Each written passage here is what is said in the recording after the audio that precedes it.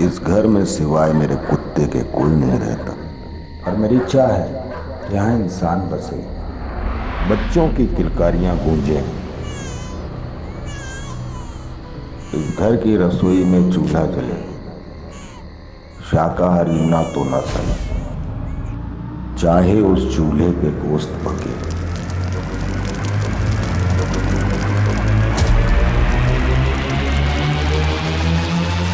नमस्कार, आदाब। मैं अनूप सोनी क्राइम पेट्रोल सतर्क के ब्लैक हेडलाइंस अध्याय के आज के एपिसोड में आप सबका स्वागत करता हूं। चाह कुछ करने की, कुछ बनने की, सुनहरे भविष्य की, प्यार भरे जीवन की। चाह एक ऐसा शब्द है जो सकारात्मक भी है और नकारात्मक भी। चाह अगर सकारात्मक है तो ये जीवन को नई राह दिखाती है, उसे खुशियों से भर देती है, और अगर नहीं तो ये जीवन को तबाह भी कर सकती है। इंसान उसे पाने की जिद में ना सिर्फ अपने आप को बल्कि अपने आसपास के लोगों को भी तबाह कर देता है। आज का ये केस भी ऐसी ही चाह से जुड़ा है जिसने कई जिंदगियां बर्बाद कर दी, सुखी और संपन्न परिवारों को जलाकर राख कर दिया।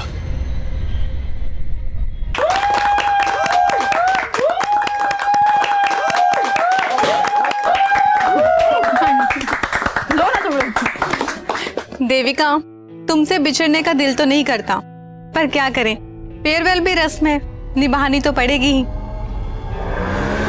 देविका, तुम इतनी अच्छी जॉब छोड़कर नोएडा शिफ्ट क्यों हो रही हो?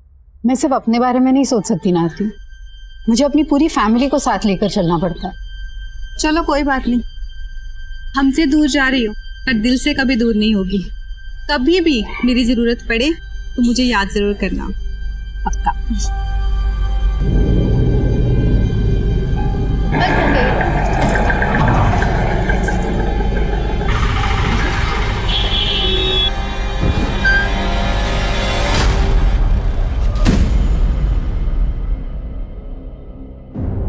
रिया, ये क्या कर रही हो? सामान क्यों फाड़ रही हो? आपने मेरे सामान को हाथ भी कैसे लगाया मम्मा? मुझे बच्ची समझा आपने? रिया, बिहेव। क्या बात है देविका, क्यों डांट रही हो बच्ची को? बच्ची ये बोल रही है कि अब बच्ची नहीं रही। आप ज्यादा बोलो मत मम्मा, मुझे सिर्फ इतना बताओ मेरा नया टेडी कहाँ रखा है? रिया, अच्छा बेटा, नया टेडी वो तो ऊपर रखा हुआ है, जा ले ले जा। क्या बात है? मनीष, हम नोएडा तो शिफ्ट हो जाएंगे, but do you really feel Riya वहां ये बदतमीजी बंद कर देगी? क्यों, तुम्हें अपनी माँ और बहन पे भरोसा नहीं है?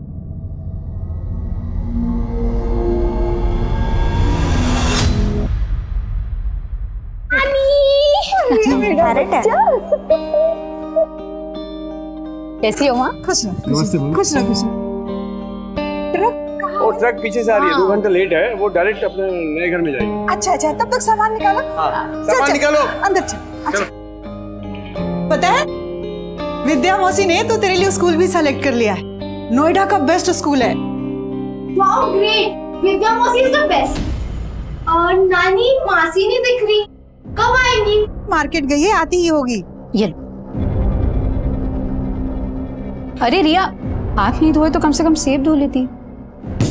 Welcome everybody. आ गई विद्या मौसी, ये देखो रिया, मैं आपके लिए क्या लेकर आई हूँ। थैंक यू सो मच मासी। इतनी एक्सपेंसिव गिफ्ट्स देकर क्यों उसे बिगाड़ रही हो? कम ऑन दीदी, ये देखो, मैं तो आपके पति को बिगाड़ने का सामान भी लाई हूँ। दिस इज फॉर यू जीजा जी। अरे वाह, थैंक यू। कम ऑन दीदी, अब खुशी के मौके पर मुंह मत बनाओ। वैसे ये देखो, आपके लिए भी कुछ लाई हूँ।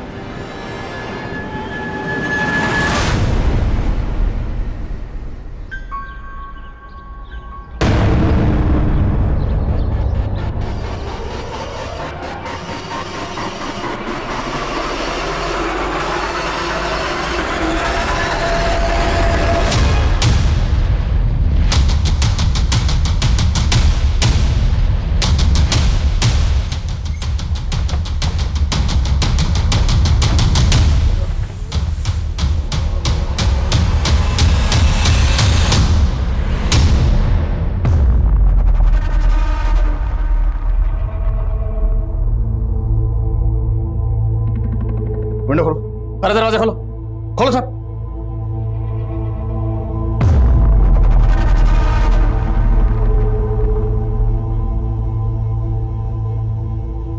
तो गैस सिलेंडर का नॉब तो ऑन है, शायद गैस खत्म होने की वजह से दोनों बॉडीज पूरी तरह से जल नहीं पाई। बहुत ही ब्रूटल मर्डर सर, दोनों के हाथ पैर बांधे गए।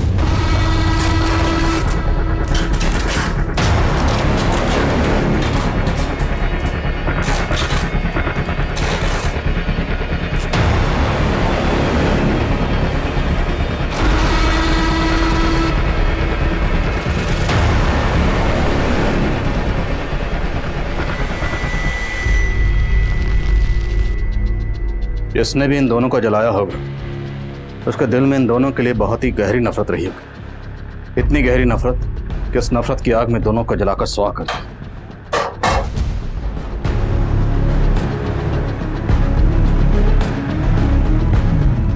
इसकी वजह से मेरे भाई की जिंदगी बर्बाद हो गई, इसका भी यही हश्र होना था।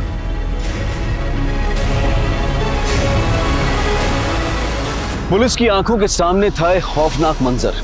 एक औरत और एक आदमी की निर्मम तरीके से हत्या की गई थी। इतनी बर्बरता, इतनी अमानवीय तरीके से हत्या की गई थी कि पुलिस के लिए भी यह दृश्य बचाना आसान नहीं था।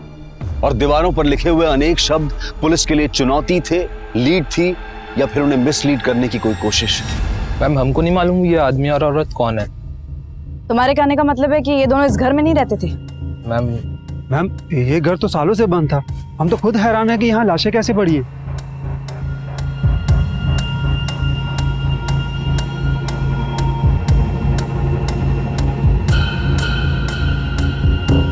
आप लोग बोल रहे हैं कि ये घर सालों से बंद है, लेकिन यहाँ का सामान देखकर तो ऐसा लग रहा है कि यहाँ सिर्फ आदमी औरत ही नहीं बल्कि कोई बच्चा भी रहता होगा। मैम हमें इसके बारे में कुछ नहीं पता, और वैसे भी घर हमारी कॉलोनी से बहुत दूर है। अब यहाँ पे कौन आया, कब आया, कैसे आया, मैम इसके बारे में हमें कुछ भी नहीं पता। कमाल, पूरे मोहल्ले में कोई नहीं जानता यहाँ कौन रहता था? सर मुझे तो लग रहा है ये लोग कुछ छुपा रहे हैं। पूरा मोहल्ला कुछ क्यों छुपाएगा? पता करो, इस घर का मालिक कोई और है या ये दोनों इस घर के मालिक?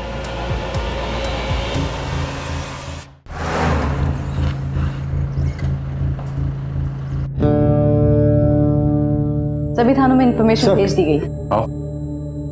सर निरेश सहगल ब्रोकर है, इसी ने वो घर किराए पे दिलवाया था। किसे दिलवाया था? सर वो एक सिंगल मदर थी सर, अपने इन्फेंट बच्ची के साथ आई थी सर। उस सिंगल मदर का कुछ नाम तो होगा? नाम सर, हाँ देविका जायसवाल सर। मैडम एक नंबर प्रॉपर्टी है यहाँ, इतना शांत माहौल कहीं और नहीं मिलेगा इस इलाके में, और फिर बच्चे के सोने उठने में कोई दिक्कत नहीं होगी यहाँ। सर देविका को वो मकान देखते ही पसंद आ गया था सर, और सर 3 महीने से अपनी बच्ची के साथ वहाँ रहने भी लगी थी। और मोहल्ले वाले तो बोलने वहाँ कोई नहीं रहता था। रेंट एग्रीमेंट है तुम्हारे पास? सर वो रेंट एग्रीमेंट होने ही वाला था सर, लेकिन मकान मालिक को टाइम ही नहीं मिल पा रहा था, इस वजह से। मकान मालिक कौन है? विक्रांत पाठक सर, दिल्ली में रहता है सर। उस मकान का पूरा जिम्मा उसने मेरे ही हाथ में सौंप रखा है, भले ही रेंट एग्रीमेंट ना हुआ हो सर, लेकिन देविका ने 11 महीने का एडवांस रेंट और डिपॉजिट का चेक मुझे दे दिया था सर, जिसमें से मैंने डिपॉजिट का चेक और 3 महीने का रेंट सर मकान मालिक के अकाउंट में जमा कर दिया सर। देखो ऐसा है, उस घर में हमें कोई बच्चा तो नहीं मिला, लेकिन एक आदमी और एक औरत की लाश मिली। मामला सीरियस है, समझ रहे हो तुम? तो ये बताओ, देविका के साथ हमें जिस आदमी की लाश मिली वो आदमी कौन था, और उसका देविका के साथ क्या रिश्ता था? सर मुझे उसके बारे में कुछ भी नहीं मालूम सर, जब से मैंने देविका को पोजीशन दिया मैं वहां गया भी नहीं सर। देविका का फोन नंबर और एड्रेस बताओ। सर फोन नंबर दिया तो था उसने, लेकिन सर फोन फॉर्मेट हो गया। देविका ने जो रेंट के चेक्स दिए तो चेक्स हैं तुम्हारे पास? हाँ सर ऑफिस में रखे हैं सर। हमें उनकी जेरॉक्स चाहिए। ठीक है sir. Pandey thank you sir. नजर रखो इस नरेश पे, और देविका के अकाउंट में जो परमानेंट एड्रेस है वो निकलो। सर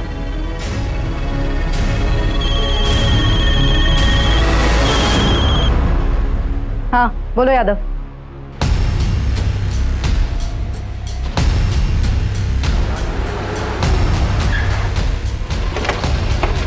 मैम ये केदार मिश्रा है, इसी इलाके का है। ये उस घर के बारे में कुछ बता रहा था जहाँ पे उस औरत और मर्द की लाशें मिली। मैम कुछ समय पहले जब मैं उस घर के पास से गुजर रहा था तो मैंने देखा कि उस घर के मालिक मिस्टर पाठक और कुछ लोग मिलकर उस घर के पीछे की तरफ गड्ढा खोदकर कुछ तो गाड़ रहे हैं। क्या गाड़ रहे? एक बड़ा सा मोटा सा बोरा था, उस बोरे में क्या था मुझे पता नहीं, लेकिन खून के धब्बे लगे हुए। उस घटना के बाद किसी को उस घर में देखा था? मतलब ये जो मर्द और औरत की लाश मिली है, क्या उनमें से किसी को देखा था? नहीं मैडम, मैंने उस घटना के बाद किसी को नहीं देखा। अब उस घर में कौन रहने आया, क्या हो रहा था, मुझे कुछ नहीं पता इसके बारे में।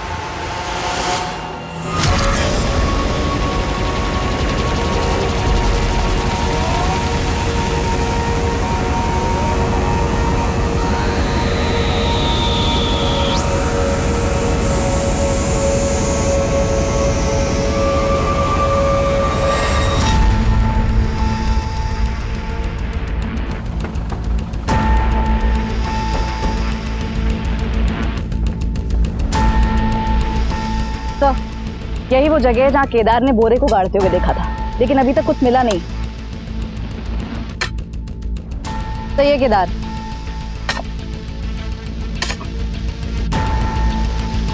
एक मिनट रुक। ओके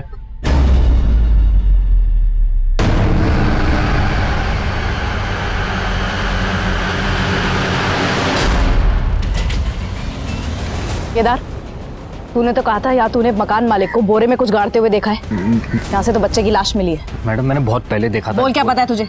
मैं सच बता रहा हूँ। ऐसे नहीं बोला। यादव, थाने लेकर जाओ उसे, अच्छे से पूछताछ करो।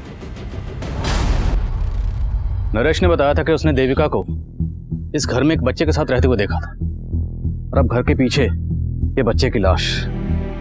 तो लाश को देखकर लगता है जैसे इसे कल परसों दफनाया गया, क्योंकि लाश अभी सड़नी शुरू ही हुई है। कहीं ये बच्चा वही तो नहीं जिसके साथ देविका रह रही थी? सर, केदार भी यही कह रहा है कि उसने मकान मालिक को यहाँ बोरे में कुछ गाड़ते हुए देखा था। ये चक्कर क्या है, कुछ समझ में नहीं आ रहा।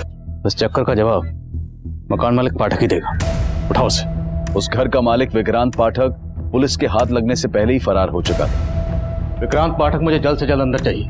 विक्रांत और नरेश, ये इन दोनों की मिलीभगत हो सकती है। नरेश पे भी नजर रखो। सर,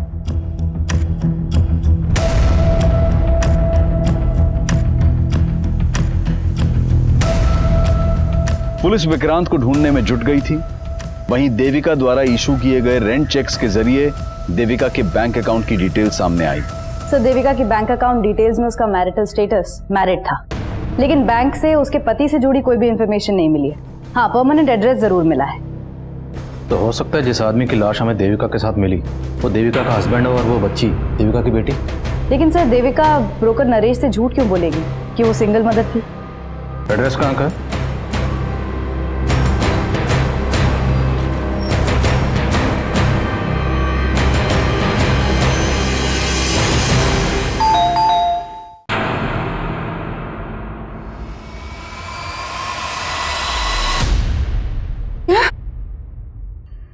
देविका की लाश? जी, सिर्फ देविका नहीं, उसके पति और बच्ची की लाश भी मिली। ये आप क्या कह रहे हो सर? कल रात ही तो मेरी बात हुई है देविका के पति और बेटी से, और वो लोग यही पास में ही रहते हैं। वो दोनों यहीं रहते हैं, तो देविका उस किराए के घर में क्यों रह रही थी? और वो बच्ची और आदमी कौन था जिसकी लाशें हमें मिली? मुझे ये सब नहीं मालूम। मैं खुद पिछले 2 साल से देविका को ढूंढ रही हूँ। 2 साल से ढूंढ रही? हाँ सर, 2 साल पहले देविका अपने पति और बेटी से झगड़ा करके मायके चली आई थी, और मनीष जब उसको लेने आया। ये कैसी बात कर रही हो तुम देविका? हाँ, मैं तो खुद तुम्हें लेने आया हूं यहाँ पर। ये सब करके तुम क्या जताना चाहते हो? कि तुम्हें मेरी जरूरत है? सच तो ये है कि तुम में से किसी को मेरी जरूरत नहीं। बेटा, ये क्या बोल रही है और कहाँ जा रही है तुम? अपने मन की शांति ढूंढने। यहाँ से जाने के बाद देविका ने अपना नंबर बंद कर दिया। हमने ढूंढने की बहुत कोशिश, पर कुछ पता नहीं चला। देविका का पति और बच्ची यहाँ रहते हैं, वहाँ का एड्रेस दीजिए और फोन नंबर भी।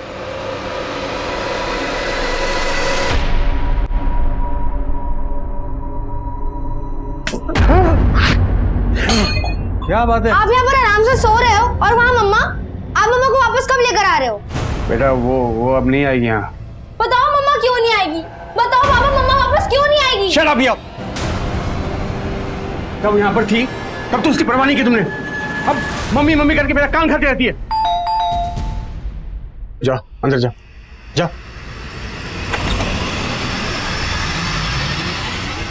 क्या? देविका की लाश? बहुत ही गहरी नफरत निकाली गई। देविका के हाथ पैर बांधकर उसे चूल्हे पर जलाया।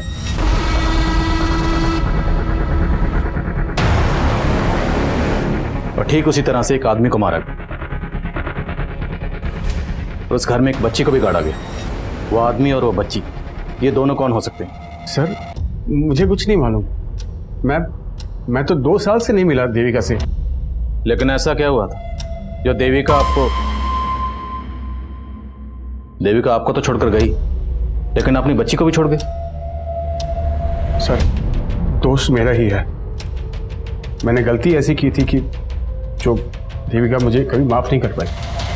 ये तुम्हारी ब्लेजर से निकले हैं जो तुम परसों अपने आउटडोर ट्रिप पे पहन के गए थे। कॉन्डम्स। देखो देविका, अब तुम कोई झूठी सफाई देने की कोशिश मत करना। मैंने तुम्हारे लिए अच्छी जॉब छोड़ी, यहाँ का छोटी सी नौकरी कर रहे हो, और यहाँ तुम अय्याशियां कर रहे हो। अब बस मैं और रिया तुम्हारे साथ नहीं रह सकती। तुम जाना चाहती हो जाओ, मैं तुम्हें रोकूंगा नहीं, लेकिन मुझे नहीं लगता कि रिया तुम्हारे साथ जाना चाहेगी। सर, मैं देविका को कभी खुश नहीं रख पाया। बिलीव मी, उसके जाने के बाद उसकी कमी का बहुत एहसास हुआ मुझे। मैं एक अरसे से उसे ढूंढ रहा हूँ सर। तो ढूंढ लिया होगा उसे, और ढूंढने के बाद जब देविका को किसी गैर मर्द के साथ देखा होगा तो बर्दाश्त नहीं हुआ होगा। क्या बोल रहे हो सर आप?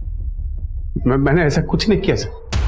तुमने बताया कि देविका कहीं जॉब कर रही थी। जी सर, लेकिन जब वो यहाँ से गई तब वो जॉब भी छोड़ चुकी थी। देविका जहाँ जॉब करती थी वहाँ की डिटेल्स दीजिए।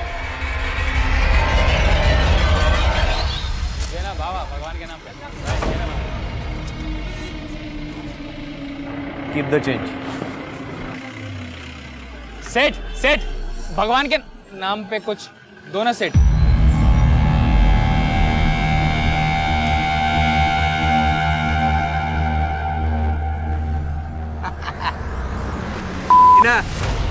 अबे आग।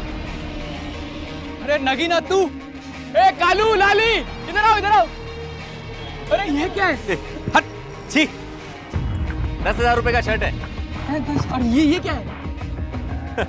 हाथी का दांत है, हाथी का दांत। हाथी का दांत? अबे हाथी के छोटे बच्चे का दांत। जा। अच्छा। अबे तेरा नगीना ना अभी किसी की किस्मत का नगीना बन गया है। उसको भी चमका दिया और खुद भी चमक गया। कौन है वो जिसको चमका दिया बे तूने? सर, जिस घर में हमें जली हुई लाशें मिली, उस घर के मालिक विक्रांत पाठक का फोन दिल्ली के मुखर्जी नगर में बंद हुआ था, और हमने उसके रिश्तेदारों और दोस्तों से भी पूछताछ की, लेकिन कोई क्लू नहीं मिल पाया कि वो छिपा कहाँ पे। मकान मालिक और किराएदार के अलावा पाठक और देविका के बीच में कोई और कनेक्शन? सर, फिलहाल ऐसा कोई कनेक्शन सामने नहीं आया, और ना ये पता चल पाया कि दूसरी जली हुई लाश किस आदमी की है। लेकिन देविका के बैंक अकाउंट से कोई ना कोई फ़ोन नंबर तो लिंक होगा। उस नंबर की डिटेल्स निकला, शायद कोई क्लू मिले। और ये मकान मालिक पाठक, इसे हाजिर करो। एक बार ये मकान मालिक हमारे हाथ में आ गया तो हमें सर, पोस्टमार्टम रिपोर्ट के मुताबिक देविका और उस आदमी को पहले नशीली दवा देकर बेहोश किया गया। घर से मिले ग्लासेस में फ्रूट जूस के साथ साथ दवा के ट्रेसेस भी मिले। बेहोश करने के बाद उनके हाथ पैर बांधकर दोनों को जला दिया गया। बच्ची की मौत धुएं से सफोकेशन की वजह से हुई। मरने के बाद उसे गाड़ा गया। एक मर्द, एक औरत और एक बच्ची, देखने में तो फैमिली लगती है, पर ये फैमिली थी या नहीं थी इसके लिए इन तीनों का डीएनए टेस्ट करवाना हो। पर मारने से पहले इन दोनों को जूस में बेहोशी की दवा पिलाई गई, तो मतलब साफ, ये काम किसी जान पहचान वाले का ही है। अब ये जान पहचान वाला या तो देविका की पहचान का होगा या उस आदमी की। देविका की पर्सनल और प्रोफेशनल लाइफ के बारे में जानते, देविका के नोएडा वाले ऑफिस में चलते। ये हमारी नगीना ने बनवाया है। देखो ये भी कैसा है, पूरे 2 तोले का है और एकदम सच्ची सोने का है। हाँ, तुम्हारी नगीना को लाखों का कोई भीख दे गया है या लॉटरी लगा है? कोई लॉटरी नहीं लगा है, वो तो हमारी नगीने का दिमाग है। उसने बहुत बड़ी जुगत लगाई है। जुगत? हाँ। शांति बहन, हमको भी तो बताओ वो जुगत। किसी को बताना मत। वो ना शहर गया था तो वहाँ पर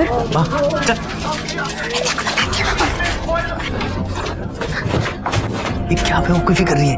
किसी को पता चल गया तो कितना बड़ा आफत आ जाएगा, तेरे को मालूम है क्या? अरे तू ही तो बोला था कि आफत उसको आएगा जिसने तुझको इतना पैसा दिया। जरा उठा उठा के ना तेरे दिमाग में कचरा ही भर गया है माँ।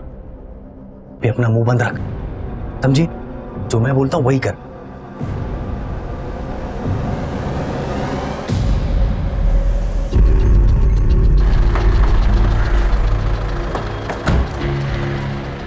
सर, देविका तो 2 साल पहले ही यहाँ से रिजाइन करके चली गई थी। 2 साल से मैं भी उसके कांटेक्ट में नहीं हूँ। मुझे बहुत हैरानी हो रही है कि उसकी इस तरीके से हत्या हो गई। सिर्फ देविका का ही नहीं, एक बच्ची और एक आदमी की लाश भी मिली। क्या देविका का यहाँ किसी के साथ अफेयर था? मैम, देविका का किसी से अफेयर हो ही नहीं सकता। वो तो खुद अपने पति से परेशान रहती थी। उसने तुम्हें अपने पति के बारे में कुछ बताया था? देविका का पति गोरखपुर में एक सेल्समैन की नौकरी करता था और 3 साल पहले वो नोएडा में शिफ्ट हुए थे। पर देविका उनके साथ नहीं आना चाहती थी। क्यों? क्योंकि देविका बहुत ही क्वालिफाइड थी मैम, और वो गोरखपुर में एक एरोस्ट्रेस इंस्टीट्यूट में ग्रूमिंग इंस्ट्रक्टर का जॉब करती थी। लेकिन फैमिली के लिए वो यहाँ आ गई और रिसेप्शनिस्ट का जॉब कर रही थी। लेकिन इतने सब सैक्रिफाइस के बाद भी ना उसका पति उसे इम्पोर्टेंस देता था और ना उसकी बेटी उसे समझती थी।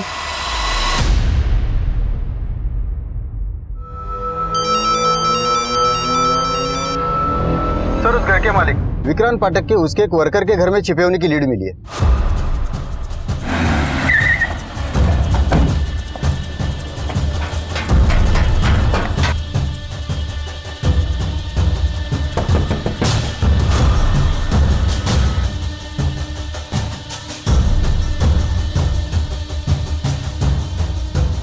साहब, देविका और उसके बच्चे से मैं आज तक नहीं मिला, और फिर अपने किराएदार को मरवा के क्या मिलेगा मुझे? एक चश्मदीद ने उसी घर के पिछले हिस्से में तुझे गड्ढा खोदते हुए देखा। वो तो 3 महीने पुरानी बात है साहब। 3 महीने पहले? तो 3 महीने पहले भी किसी को मारा था? नहीं साहब, किसी इंसान को नहीं। मैंने गड्ढे में अपना मरा हुआ कुत्ता गाड़ा था। कुत्ता? हाँ साहब, वो घर ही मनहूस है साहब। मुझे सस्ता मिला तो मैंने ले तो लिया, इन्वेस्ट कर दिया। सोचा था चलो कम से कम किराया तो आएगा, लेकिन दक्षिण दिशा में मुंह होने के कारण कोई भी किराएदार नहीं आ रहा था। उसके बाद मुझे एक बाबा मिले। उन्होंने सुझाव दिया कि अगर घर की मनहूसियत खत्म करनी है तो अपने किसी वफादार जानवर की बलि देनी होगी। इसलिए उनकी बात मान के मैंने तंत्र पूजा की और अपने वफादार कुत्ते की बलि दे दी और उसको गड्ढे में गाड़ दिया साहब। मैंने सिर्फ अपने कुत्ते की बलि दी थी, मैंने किसी इंसान को नहीं मारा साहब।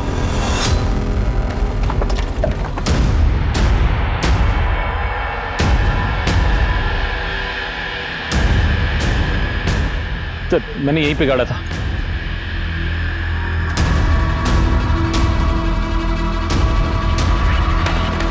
सर यही है सर, कुत्ते की हड्डी देखिए। हाथ से निकालो। लेके जाओ। इन हड्डियों को तुरंत फोरेंसिक भेजो, पता लगाओ क्या ये वाकई कुत्ते की हड्डी है, ये पाठक हमें घुमा रहा है। और देविका से जुड़े जिन जिन लोगों को पाठक जानता है सबका पता लगाओ। देविका का बॉस मेहता, उसका पति मनीष, कोई भी हो सकता है।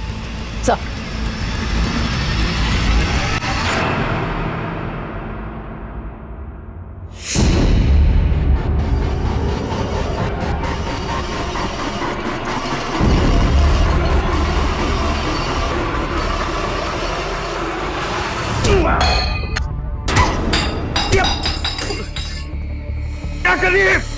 क्या करी तू? आपने मारा ना मेरी मम्मी को, इसलिए उस दिन बोल रहे थे ना कि मम्मा वापस नहीं आएगी। तू आपको मैं छोड़ूंगी नहीं। रिया, रिया, तू क्या करी है?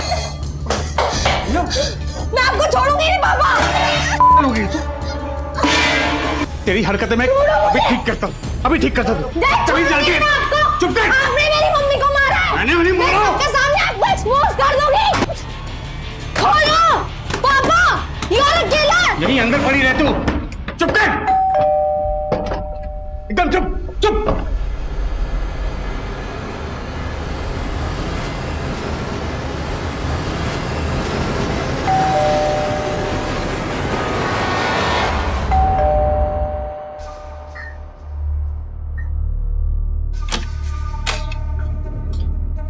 ये क्या हुआ? खोलो पापा। और ये रिया क्यों चिल्ला रही है? क्या बताऊं विद्या, इस लड़की ने मुझे परेशान कर रखा है। समझ भी नहीं आ रहा इसे हैंडल कैसे करूं मैं। तुम परेशान मत हो, मैं हैंडल करती हूँ।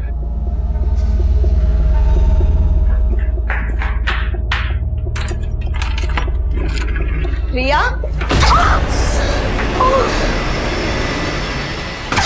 सर, देविका के बैंक अकाउंट से जो नंबर लिंक था ये उसके कॉल डिटेल्स है। इसमें कई सारे नंबर शो कर रहे हैं। मैं एक एक नंबर कॉल करके देख रहा हूँ। इसमें से उन नंबर पर फोकस करो जिनसे देविका की ज्यादा बात होती थी। और सर, फॉरेंसिक वालों ने बताया कि घर में से मिली हुई हड्डियां किसी जानवर की ही थी, इंसान की नहीं। मकान मालिक विक्रांत पाठक का देविका के बॉस या मनीष से कोई कनेक्शन नहीं निकला। लेकिन हाँ सर, मनीष का एक छोटा भाई है नीरज, और घर की दीवार पे भी लिखा हुआ था। तो ये मनीष का छोटा भाई नीरज गायब है? गायब तो नहीं है सर। सर एक मिनट सर देविका के कॉल रिकॉर्ड में एक नंबर नीरज नाम के लड़के का भी है। ये देखिए, नीरज जायसवाल। मैंने इस नीरज को कॉल भी किया था, लेकिन इसने उठाया नहीं। तो तुम उठाओ इस नीरज जायसवाल। सर वैसे मैं हर साल एक नई और महंगी गाड़ी लेता हूं। तुम्हारी इस पुरानी गाड़ी का ये नंबर प्लेट मुझे बहुत पसंद आया। कितना लेगा? क्या ये नंबर प्लेट का? अरे नंबर प्लेट का नहीं भाई, पूरी गाड़ी का। आपके लिए 3 लाख रुपए। अच्छा अच्छा ठीक है।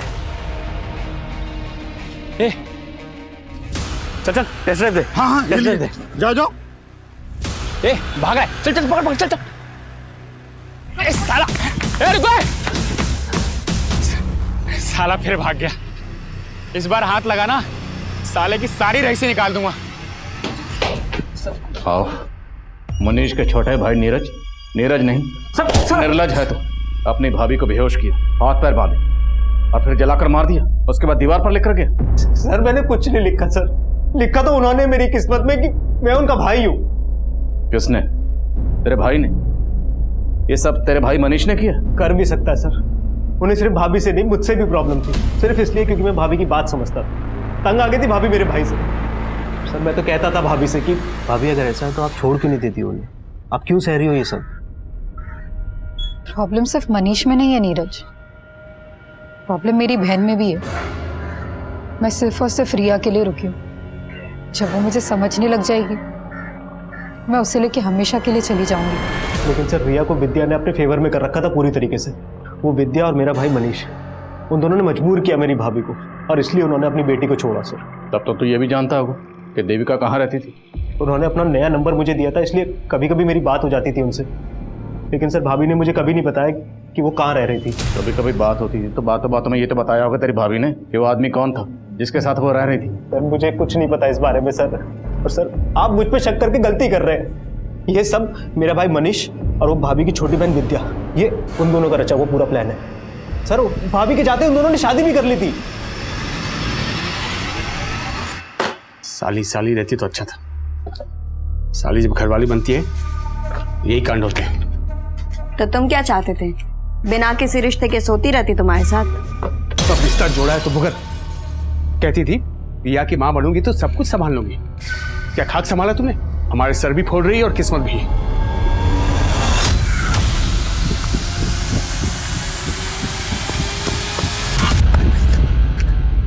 नहीं नहीं नहीं।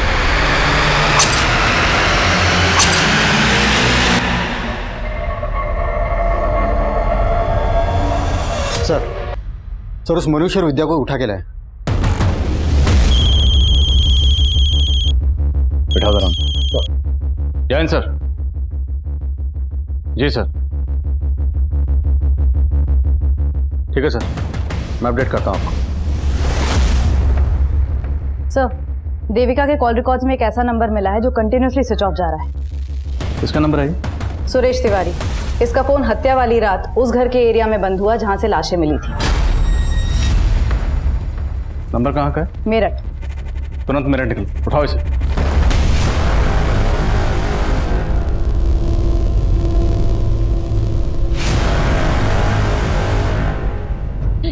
नहीं सुरेश जी छोड़िए उसको। नहीं हर्षा, हमारे पास अभी कोई चारा नहीं बचा हर्षा। वो आदमी हमें जीने नहीं देगा। हम उसका टॉर्चर सह के नहीं, हम इस रस्सी पे लटक कर मर जाएंगे। सुरेश जी मेरी बात तो सुनिए। अगर आप चले गए तो हम दोनों का क्या होगा? हर्षा मुझे पता है कि हमने साथ जीने मरने की कसम खाई थी, लेकिन हम साथ जी नहीं सकते तो कम से कम साथ मर तो सकते हैं। हम नहीं मर सकते। ठीक है।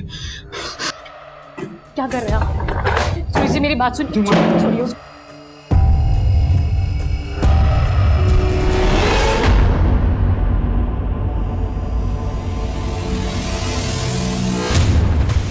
सर आप ऐसे कैसे हमें उठा कर ले आए? जैसे तू लेकर आया अपनी साली को अपनी जिंदगी में। जीजा साली से बन गए मियां बीवी। फिर आखिर ऐसा क्या हुआ कि नौबत एक दूसरे का सर फोड़ने तक आ गई?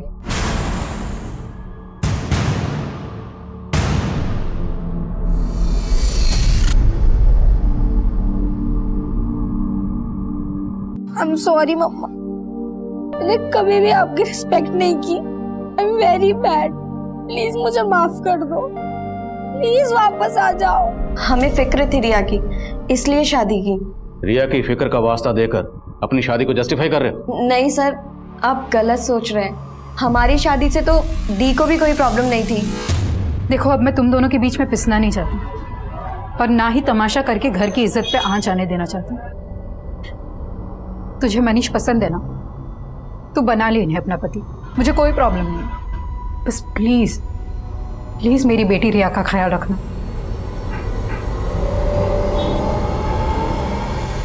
और अचानक से खुद से कहीं चली गई। अचानक से चली गई या तुम दोनों ने इसे जाने के लिए मजबूर कर दी? सर, हम मानते हैं कि हमसे भूल जरूर हुई है और इस आदमी से शादी करके तो मैं भी दीदी की तरह पछता रही हूँ। पर पछता तो मैं रहा हूँ सर इससे शादी करके, और रिया भी तुम्हें माँ बनाए कभी खुश नहीं रही।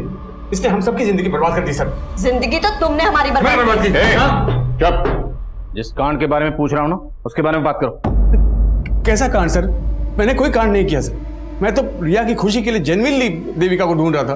तुम देविका को ढूंढ रहे थे और तुम्हारा छोटा भाई नीरज वो लगातार देविका के टच में था। क्या? तेरी नौटंकी तेरे घर पे देख चुका हूँ।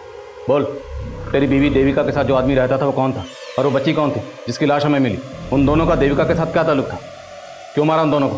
क्या आदमी, कौन आदमी, आप क्या बोल रहे हैं सर? मैं किसी आदमी को नहीं जानता और मुझे तो अभी मालूम पड़ा कि मेरा भाई नीरज देविका के टच में था। हाँ सर, ये सच बोल रहे हैं। हम लोगों को इस बारे में कुछ नहीं मालूम था। सर मुझे तो लग रहा है अगर ये मनीष और विद्या का गेम है तो इसमें मनीष ने अपने भाई नीरज को फंसाने के लिए प्लान किया होगा और दीवार पे वो सब लिख दिया होगा। लेकिन मनीष अपने छोटे भाई नीरज को क्यों फंसाएगा? क्या उसे ये शक था कि उसके छोटे भाई का उसकी बीवी के साथ? बोलो। सर, सुरेश 2 साल से गायब है।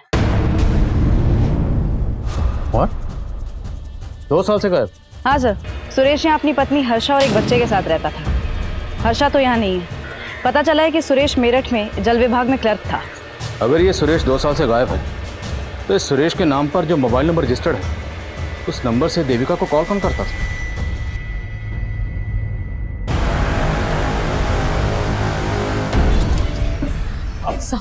आप फिर से आ गए? आपसे बोला ना जैसे ही आपके पति का पता चलेगा आपको बुला लेंगे। वो शायद नहीं मिलेंगे साहब, उन्होंने आत्महत्या कर ली होगी। क्या? तुम तो पहले बोल रही थी सुरेश लापता है, अब बोल रही उसने आत्महत्या कर लिया। ये लगा के रखा तुमने? साहब, एक बात हम आपको पहले बताए नहीं थे। 2 साल पहले ऐसे ही अपने बॉस से तंग आकर उन्होंने आत्महत्या करने की कोशिश की थी। नहीं, देखिए आप ऐसा नहीं कर सकते। अगर आपका बॉस आपको तंग करता है तो आप उसकी शिकायत अपने बड़े अफसर से कीजिए। क्यों आप हमको अनाथ करके जाना चाहते हैं? हमारी बात कोई नहीं सुनेगा हर्षा। हमारे बॉस ने सबको अपने खिलाफ कर दिया। कौन बॉस? वो विनायक मिश्रा।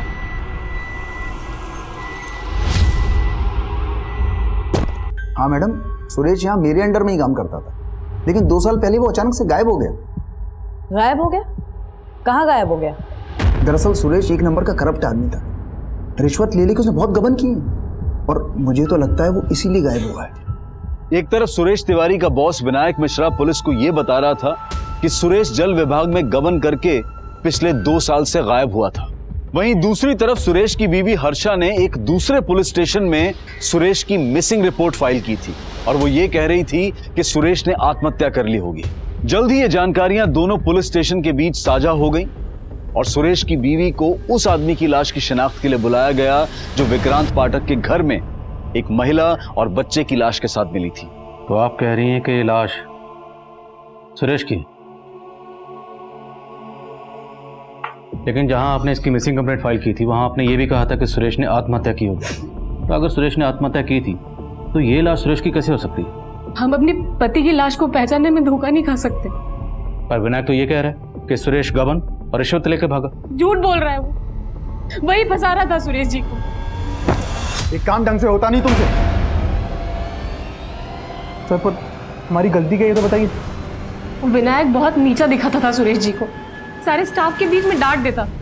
साहब, विनायक इसी ताक में रहता था कि कब वो सुरेश जी को काम से निकलवा दे और अपने एक रिश्तेदार को रख ले।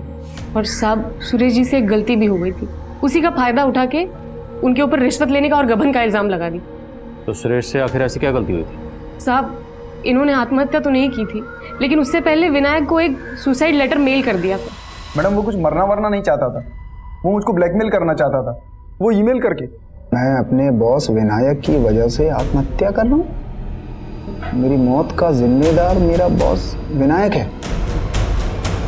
मैडम उसका ईमेल पढ़ के मैं बहुत डर गया था और अगले पल देखा वो ऑफिस में था। तुमने ईमेल के बारे में पहले क्यों नहीं बताया? मैडम जब से पता लगा वो गायब हो गया है, मुझे डर था कि वो ईमेल किसी के हाथ में लग जाए। डर इसलिए गए थे क्योंकि उसकी हत्या में तुम्हारा हाथ है। मैडम मैं सच कह, उसके साथ एक औरत देविका का भी मर्डर हुआ और इसकी बच्ची का भी। तुमने ही किया है ना? मैडम मैं सच कह रहा हूँ, मैं इनको जानता भी नहीं हूँ। आप कह रही हैं कि आप इस देविका को नहीं जानते, पर यह दावा कर रही हैं कि इस देविका के साथ हमें जिस आदमी की लाश मिली वो आपके पति सुरेश की लाश। तो अचानक 2 साल बाद आप अपने पति की आत्महत्या की खबर देने पुलिस स्टेशन क्यों गए? क्योंकि 2 साल से सुरेश जी हमारे संपर्क में थे। वो भागे ज़रूर थे 2 साल पहले विनायक से डर के, लेकिन बीच बीच में चोरी छिपे हमसे मिलने आया करते थे। फिर अचानक से उन्होंने घर आना बंद कर दिया। उन्होंने जो नया नंबर लिया था वो भी बंद आने लगा। बस इतना पता था कि वो यहाँ शहर में कहीं रहते हैं, तो इसलिए उन्हें ढूंढने आ गए। और जब वो नहीं मिले तो उनकी मिसिंग कंप्लेंट लिखा दी हमने। आपके सुरेश जी ने शायद घर आना इसलिए बंद कर दिया होगा क्योंकि सुरेश ने दूसरा घर बसा लिया था इस देविका के साथ। क्या बात कर रहे हैं साहब आप? वो सपने में भी हमें धोखा देने की नहीं सोच सकते।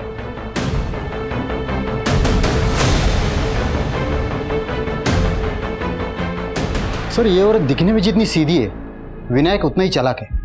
पहले ये केस देविका से कनेक्टेड लग रहा था, लेकिन अब लग रहा है कि ये केस इस सुरेश से भी कनेक्टेड है। सर मैंने चेक किया, सुरेश का बैंक अकाउंट उसी बैंक में था जिसमें देविका का था। इनफैक्ट सुरेश ने एज अ गारंटर किसी नगीना नाम के आदमी का बैंक अकाउंट भी उसी बैंक में खुलवाया था। इस नगीना का इन कत्ल से क्या ताल्लुक है? सर नगीना एक भिखारी था। अचानक से उसके बैंक अकाउंट में बहुत सारे पैसे आ गए थे और 1 हफ्ते पहले उसका मर्डर हो गया।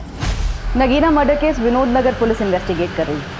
वो लोग भी हैरान थी कि अचानक एक भिखारी के पास इतने पैसे कहाँ से आ गए, और जब उसके बैंक अकाउंट होने की बात पता चली तो उन्होंने मुझे कांटेक्ट किया। लेकिन इस नगीना का मर्डर किसने किया? सर विनोद नगर पुलिस को भोलू और कालू नाम के आदमियों पे शक है। ये नगीना के साथ भीख मांगते थे। लेकिन सुरेश एक भिखारी का बैंक अकाउंट खुलवाने के लिए उसका गारंटर क्यों बनेगा? और भिखारी के अकाउंट में इतने सारे पैसे और दोनों का मर्डर भी हो जाता है। इस नगीना का कोई जान पहचान का है, कोई रिश्तेदार कोई भी? नगीना की माँ शांति कचरा बीनने का काम करती है। साहब हमारे नगीना को भोला और कालू ने मारा और आप हमें यहाँ ले आए। तो मैं इसलिए लेकर आए कि तुम्हारे बेटे के पास इतने पैसे कहाँ से आए जो बैंक में अकाउंट खोला, और पहले उसके अकाउंट में लाखों रुपए रहते थे, अब 1 पैसा नहीं। कहाँ गए बोलो? साहब वो सारा पैसा निकालकर घर में छिपा दिया था। और पैसे आए कहाँ से थे? वो एक आदमी ने उसे दिया था और उसका खाता भी खुलवाया था साहब। ये था वो आदमी? नहीं साहब, हम नहीं जानते कि वो कौन था। हमारा बेटा ही मिला था उससे। अरे सेठ लोग के पास है ना, पैसा छुपाने के लिए जगह नहीं रहता है। इसके लिए मेरे जैसे लोग को ढूंढते। उसने मेरा अकाउंट खुलवाया ताकि अपना काला पैसा सफेद कर सके। लेकिन बेटा सफेद खाने से हमारा क्या फायदा? अरे माँ, वो मेरे अकाउंट में पैसा डालेगा, थोड़ा खुद लेगा, बाकी अपना। अरे उसने बोला है मुझे नौकरी भी लगाएगा। नगीना का किस्मत बदल गया था, तभी भोला और कालू से चिढ़ते थे, इसीलिए मार डाला उसको।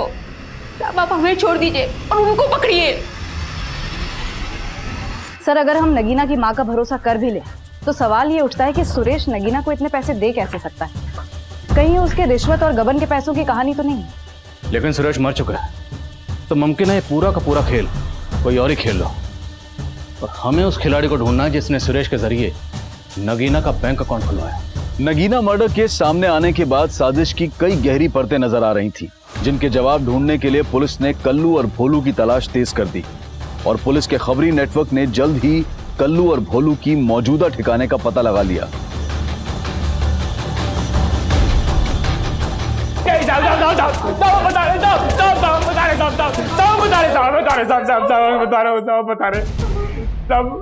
हमने नगीना को पैसों के लालच में नहीं मारा, वो कभी ना लाली को अपने साथ लेके चला गया। लाली? कौन लाली? तब मेरी दोस्त, हम सब साथ में भीख मांगा करते थे। एक दिन नगीना वहां आया और लाली को पैसों का टसन दिखाने लगा। साहब लाली को उसने हमसे छीन लिया था और पूछने पे भी नहीं बताता था कि वो कहाँ है। लाली कहाँ है बे? बोल। अरे कितनी बार बोलूं, मुझे नहीं पता। साले बता, नहीं तो यही काट दूंगा। बता बता। रुक, रुक, रुक। अरे रुक, अरे ये भी अरे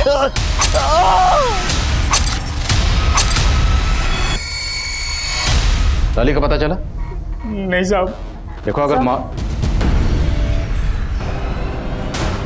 करो जरा धुलाई। नहीं साहब मैंने बता दिया। सर घर से जो 2 जली हुई लाशें मिली और घर के पीछे से जो बच्ची की लाश मिली है, इन तीनों की डीएनए रिपोर्ट्स आ गई हैं। बहुत ही चौंकाने वाली रिपोर्ट्स हैं।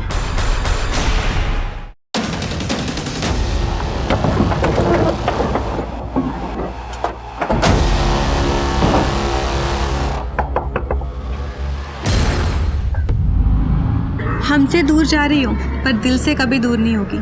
कभी भी मेरी ज़रूरत पड़े तो मुझे याद ज़रूर करना। अरे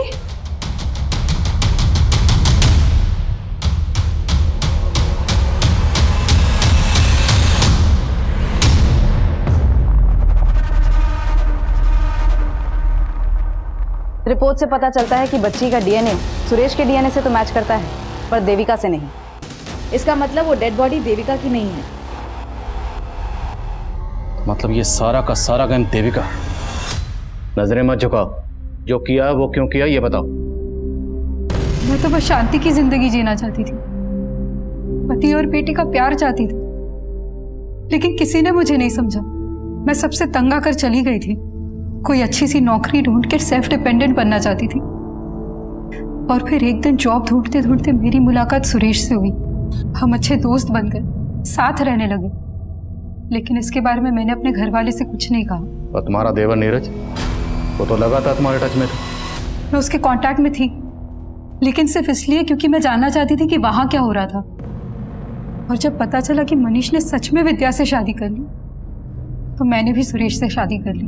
मैं एयर होस्टेसेस को ग्रूमिंग करने के लिए ऑनलाइन टीचिंग का जॉब कर रही थी। अच्छे खासे पैसे भी कमा लेती थी। लेकिन सुरेश कुछ नहीं कर पा रहा था। उल्टा वो तो मुझसे पैसे लेकर अपनी बीवी को भेजता था। इसलिए उसे छोड़कर अपनी बेटी के साथ उस घर में रहने चली गई। लेकिन वो मुझे ढूंढता हुआ वहां भी आ गया और कहने लगा, देविका ये बेटी मेरी भी है। ये हमारे प्यार की निशानी है देविका। और मैं उस हर्षा से नहीं, मैं सिर्फ तुमसे प्यार करता हूँ। तुम ये सोचो कि मैंने उस हर्षा को छोड़ दिया है। मैंने फिर सुरेश को एक मौका दिया, लेकिन अभी भी उसकी नीयत मेरी कमाई पर ही थी। तुम टेंशन मत लो हर्षा, मैंने सब सेट कर दिया। बस कुछ ही दिनों की बात है, फिर हम वापस साथ रहेंगे। मुझे शक होने लगा कि वो मेरे साथ बहुत बड़ा गेम खेल रहा है। और उस दिन से मैंने उस पर नजर रखना शुरू किया। फिर एक दिन मैंने उसको एक भिखारी के साथ देखा। उसका हूबहू हुलिया अपने जैसा बनवा दिया। मैं उसका सारा प्लान समझ गई थी। वो उस भिखारी को मार के ये साबित करना चाहता था कि वो मेरे साथ मारा गया। सुरेश नगीना को मारना चाहता था? जी सर, पर मैंने उसका ही प्लान उस पर उल्टा चल दिया। फिर मैंने नगीना को पैसे का लालच देकर अपनी कदकाठी की लड़की का इंतजाम करने के लिए कहा। और नगीना भिखारन लाली को तुम्हारे पास लेकर आया। जी आपने अपना नाम नहीं बताया? जी मेरा नाम लालिमा है। अच्छा, तुम नहीं ले रही हो? नहीं, मैंने अभी खाना खाया। लालिमा पियो ना।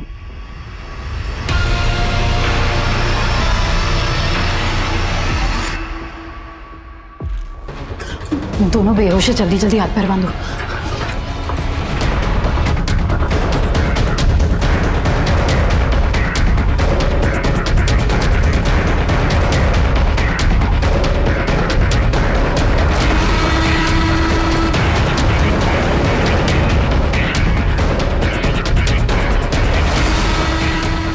हमने उन्हें तो मार दी, लेकिन मुझे नहीं पता था कि उस धुएं में मेरी बेटी।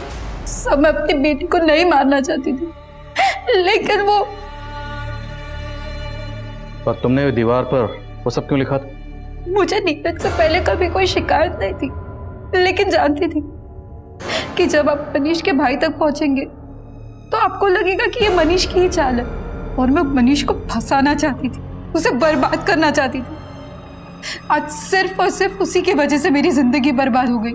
तुम्हारी जिंदगी खुद तुम्हारी वजह से बर्बाद हुई।